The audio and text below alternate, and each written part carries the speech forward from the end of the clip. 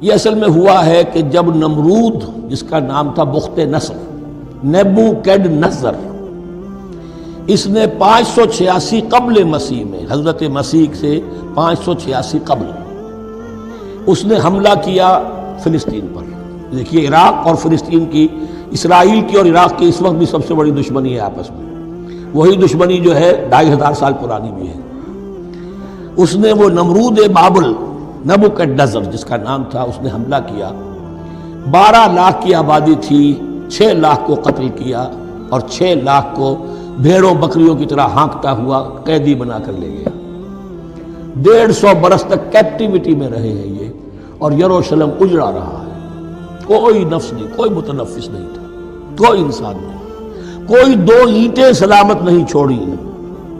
اسی وقت وہ ہیکل سلیمانی جو ہے وہ شہید کیا گیا۔ پھر آپ کو معلوم ہے کہ یہ پیلسٹائن، ادھر عراق، عراق کے بعد ایران، دشمنیاں تو تھیں کہ خورس نے حملہ کیا بابل پر، عراق پر، اور دشمن کا دشمن دوست ہوتا ہے، تو یہودیوں کو اجازت دے دی، کیپٹیوٹی سے اجازت دے دی، جاؤ تم واپس جاؤ، اپنا شہر دوبارہ بناؤ۔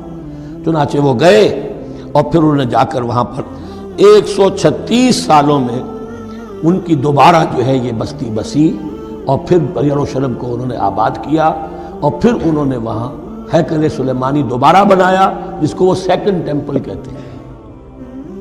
وہ سن 70 عیسوی میں ٹائٹس رومن جنرل کے ہاتھوں تباہ ہوا تھا، جو اب تک تباہ ہوا پڑا ہے۔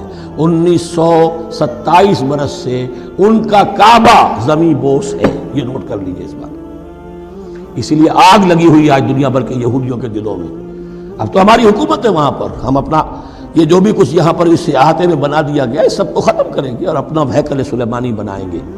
اس کے بلو پرنٹس بن چکے ہیں، نقشے بن چکے ہیں، ہر چیز تیار ہے۔ بس کسی دن کوئی ایک دھماکہ ہوگا، کوئی بم جو ہے کہیں پر پلانٹ کیا جائے گا، خبر آ جائے گی کہ کسی فینیٹک نے کہیں وہاں پر جا کر رکھ دیا، جیسے ایک فینیٹک گیا تھا مسجد الخلیل میں اور 70 مسلمانوں کو شہید کر کے خود بھی اس نے خودکشی کر لی تھی، اور ڈاکٹر تھا، امریکن ڈاکٹر گولڈسٹین۔ اسی طریقے کا کوئی فینیٹک جائے گا اور وہ اس کو گرا دے گا، پھر کہیں گے جب یہ گر ہی گیا ہے، جیسے مسجد ایودھیا کا معاملہ ہے، اب گر گئی ہے تو بھائی ہمیں رام مندر بنانے دو، کاہے کو تم اب یہ مسجد کاہے کو بناتے ہو؟